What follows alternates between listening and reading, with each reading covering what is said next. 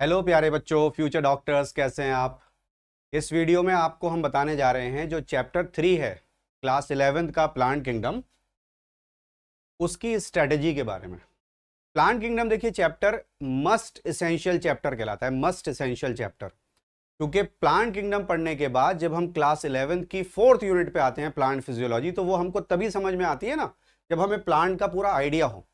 तो इस चैप्टर के सबसे पहले पार्ट पर आते हैं इंपॉर्टेंट टॉपिक्स पर। ठीक है, देखिए classification of plants, algae, bryophyta, pteridophyta, gymnosperm और एंजियोस्पर्म। साथ में चैप्टर के एंड में जो प्लांट की लाइफ साइकिल और ऑल्टरनेशन ऑफ जनरेशंस के बारे में है। 3 तरह की लाइफ साइकिल है, हैप्लॉन्टिक, हैप्लोडिप्लॉन्टिक और डिप्लॉन्टिक। उसका पैटर्न ऑफ ऑर्गेनाइजेशन प्लस कौन से ग्रुप में कौन सी लाइफ साइकिल आती है, इसका बेसिक आइडिया हमको होना चाहिए। अगले पार्ट पर मूव करते हैं इस चैप्टर के इजी टॉपिक्स पर। ठीक है, देखिए इजी टॉपिक्स इस चैप्टर के कौन कौन से हैं बच्चों। एल्गी और ब्रायोफाइट, क्योंकि ये सिंपल प्लांट्स हैं। सिंपल प्लांट्स को पढ़ने के लिए हमें बहुत ज्यादा मेहनत नहीं करनी पड़ती है। आराम से हम क्लासिफिकेशन ऑफ प्लांट का चार्ट पहले देख लेते हैं, उसके बाद में एल्गी, एल्गी में तीनों types, green algae, brown algae, red algae, और एनसीईआरटी में एक टेबल भी बनी हुई है। उस टेबल को बहुत अच्छे से देखना है, स्पेशली हैबिटेट्स वाला जो कॉलम है वहां पर आपको डिफरेंशिएशन करना है कि red algae, green algae, brown algae में हैबिटेट्स में क्या डिफरेंस है, और वो बहुत माइनर डिफरेंस है जो आपको देख करके जाना है। एंड ऑफ कोर्स ब्रायोफाइट्स में दोनों पार्ट, लीवरवर्ट्स और मॉसेस, इनको आपको स्टडी करना है। मूव करते हैं अगले पार्ट पर, इस चैप्टर के डिफिकल्ट टॉपिक्स पर। डिफिकल्ट टॉपिक्स में अब आ जाते हैं वो प्लांट्स जिनकी बॉडी स्पोरोफाइट है, टेरिडोफाइटा, जिम्नोस्पर्म और एंजियोस्पर्म। और प्लांट की लाइफ साइकिल और ऑल्टरनेशन ऑफ जनरेशन। ये डिफिकल्ट टॉपिक में इसलिए हैं क्योंकि अगर बच्चे को समझ में नहीं आता है तो पूरे साल वो इसमें परेशान रहता है कि स्पोरोफाइट क्या होता है, गैमीटोफाइट क्या होता है, स्पोरोफाइट और गैमीटोफाइट के बीच में लिंक। और अगर सबसे पहले चैप्टर की शुरुआत में ही प्लांट की लाइफ साइकिल का आइडिया हो जाए ना बच्चों, तो फिर पूरा ही चैप्टर टिप्स पर आ जाता है। इसलिए बोला जाता है कि प्लांट की लाइफ साइकिल के जो पैटर्न्स हैं उसको आपको देख करके जाना है। ठीक है, उसके बाद में अब आगे बढ़ते हैं। इस चैप्टर के लिए हमारे प्री रिक्विसाइट्स क्या होते हैं।